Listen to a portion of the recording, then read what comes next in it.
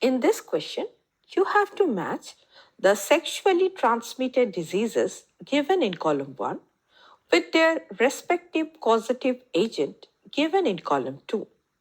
Now, gonorrhea is a sexually transmitted bacterial disease caused by Neisseria gonorrhea, and it is characterized by inflammation of the genital tract, often leading to symptoms like discharge and painful urination.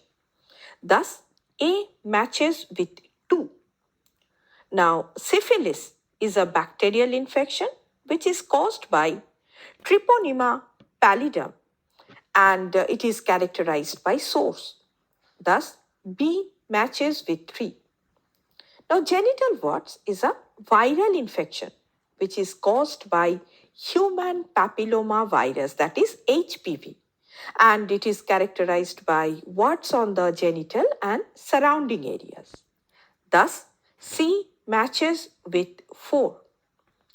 And AIDS is caused by, it's a viral infection, it is caused by human immunodeficiency virus, that is HIV, and it infects the CD4 cells, and it causes weakening of the immune system.